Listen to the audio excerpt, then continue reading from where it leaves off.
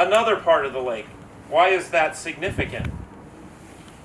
From what I understand, archaeologically, when they look at Capernaum, they look at Magdala, they don't find any pig bones.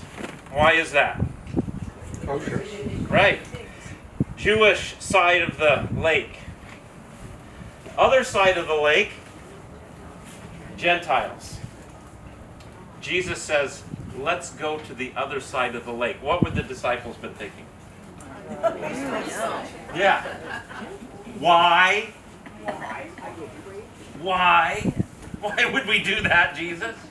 And isn't it great? What do you think they were thinking when the wind and the waves started to come up? I told you so. Exactly.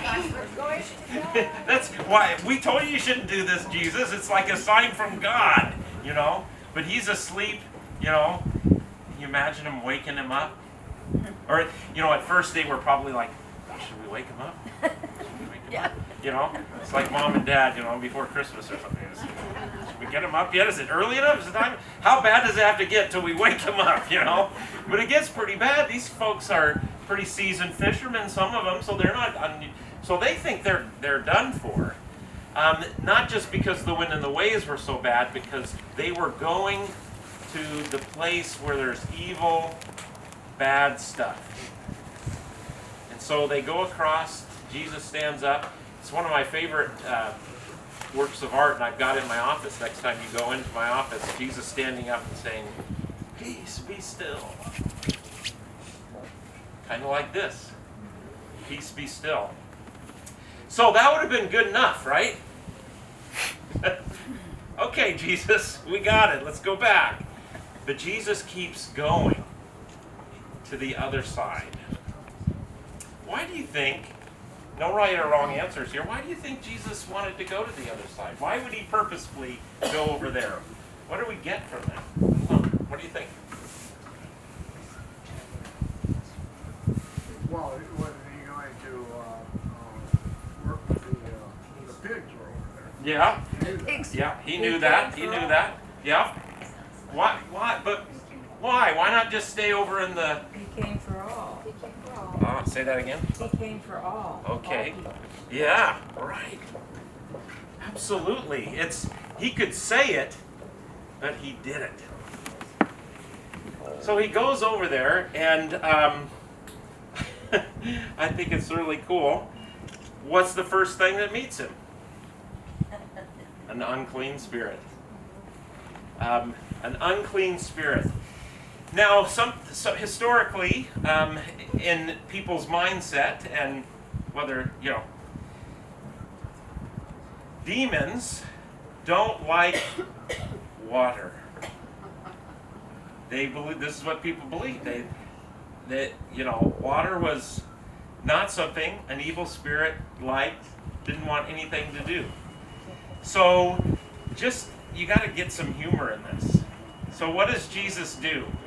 He sends the evil spirits into unclean animals. And where does he send them? Where do they go? For a bath. Yeah. I guess the teaching, which really hits home for me, or the beautiful part of this story, is yes, we see his power. Just set this over here. There we go. We see his power, and all day today, one of the things that leads up to where we're going to go in Caesarea Philippi is this event that happened right on this lake, where he said, peace, be still. Who can quiet the wind and the waves? Who has power over nature? Well, God, right? So what does this say to us? It's one of the things that keep adding up to that question, who do you say that I am? Who do other people say, who do you say? So there's no doubt, that's part of the story, it's huge. But the fact that Jesus was on the way somewhere when he calmed the wind, discipleship is never a destination, it's a process. Jesus will quiet our storms sometimes, give us the peace we need, a peace that passes understanding, as we're going through tough stuff in our discipleship journey until that day when he makes all things right. So that's a really cool thing. But he went to the place of the Gentiles. and not just the Gentiles, but he went and encountered evil spirits. Jesus takes on evil, and he also goes to people that were thought to be outside God's circle. Remember how sometimes Pastor Jonathan has quoted one of his systematic theologians, when you draw a line, Jesus is usually on the other side. He transcends those barriers, and he didn't let anything stop him. Not even a storm from getting that word where he wanted to take it. I think about that for you and I. And the power of the word. He hasn't let anything, he won't let anything get in his way to come to us. When we're broken, when we're hurting, the things done and left undone.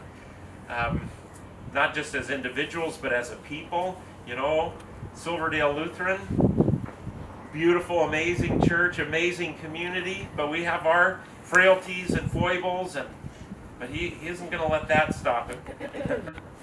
He isn't going to let anything get in his way to get his word to those that need to hear it.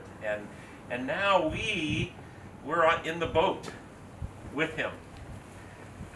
And we get to go with him, and he's taken us on a journey to bring the gospel to the whole world, because he doesn't want anything to get in the way.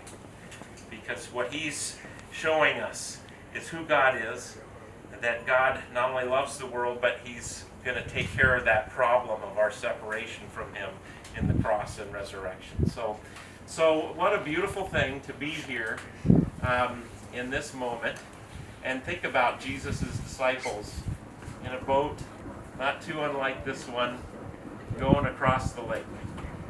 It must have been scary. I mean, I think so.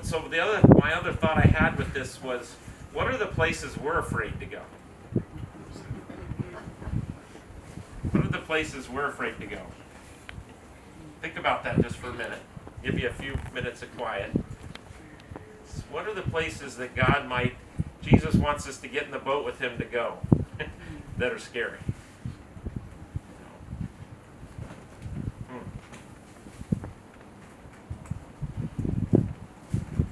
Anybody want to put one out there? I think that, we're afraid to go into relationship at times. Yeah. With people, and I think that describes a wide array of things. Either people that we love or have issues with, or people that we hold prejudices against. Yes. Yeah. They're different than us, or yeah. So moving into those relationships, nice. Other places that come to mind that you're comfortable sharing that might be a little scary. Bradley, you look like you got something. Well, I've always wanted to climb Everest, You've always wanted to climb Everest. but this one here, Yeah. but there is a fear. Yeah. When you're at my age now, I can go up Yeah. and survive. Well, the Lord did give us spouses for a reason.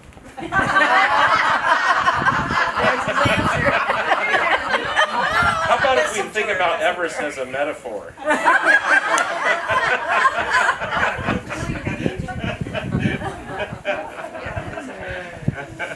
Hey, sometimes bringing Lisa's and that comment together is walking across the room to talk to somebody is like climbing Mount Everest, right?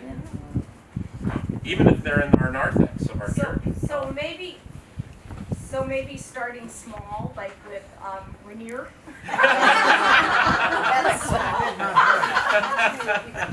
Oh, that's awesome. That's awesome. Yeah. How about just walking up Newberry Hill or something? Other things. Yes, please, Karen. I'm going to give you the mic just because it helps people hear. Yeah. I just think sometimes we have a hard time sharing our faith with others. Yeah. Yes. Yeah. You too, huh? I do. Yeah, I do. I get the lump in my throat. Yeah. I think fear of the unknown. Mm. We're on a journey, and there are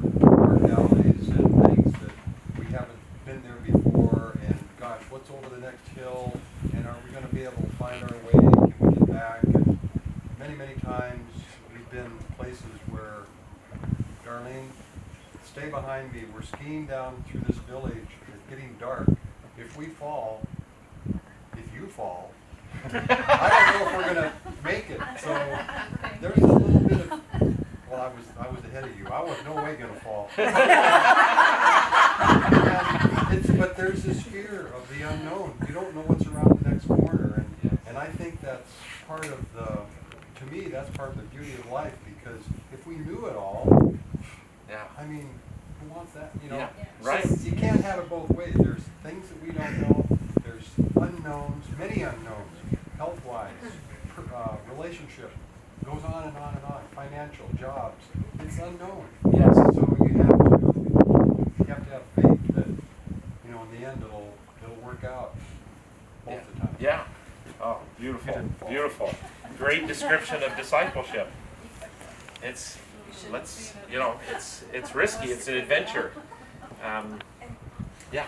Well, and sometimes it's okay to fall. Yeah. It's okay to fail. That's right. So That is so important. So you remember what Luther got in big there's a debate about exactly what he said and whether he said it, but one of the fun things people like to say Luther said is sin boldly. Have you ever heard that?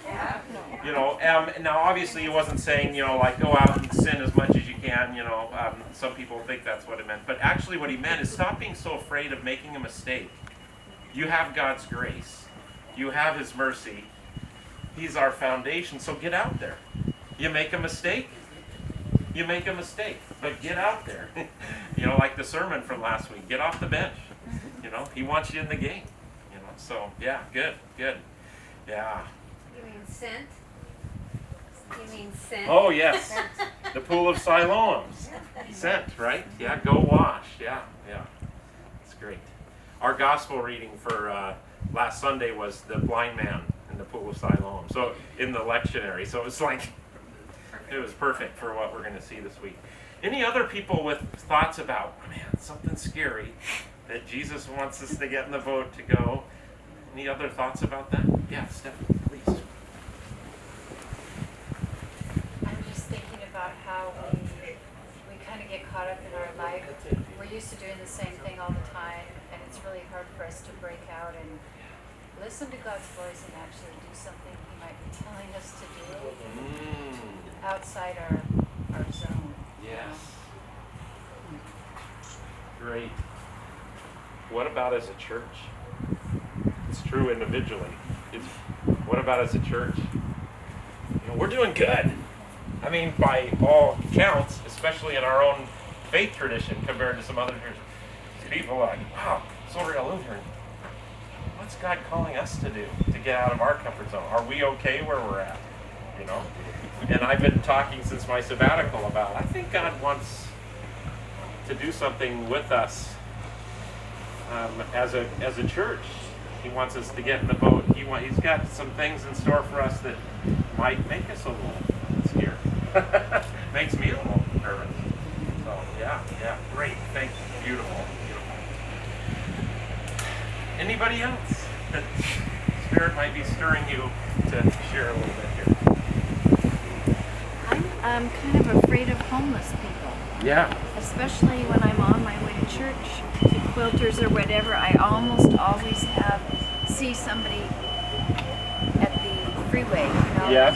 And I think, when we have our lunch, should I go back and invite that person? What should I do? And I just don't know what to do. Yes. Right. How do we help? How do we connect? How do we connect there? Those life packs are great. But what do you do when they've got 5 of them sitting next to them already? Yeah. Now that's great. And when we think about the needs of our community, that is where do we engage? That's great.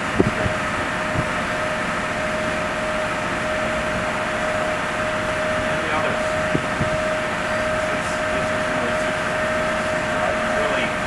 This is really a blessing to hear everybody share about this.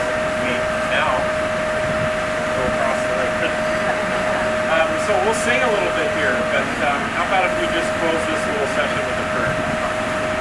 Gracious God, thank you for this place as we are on this sea, this lake.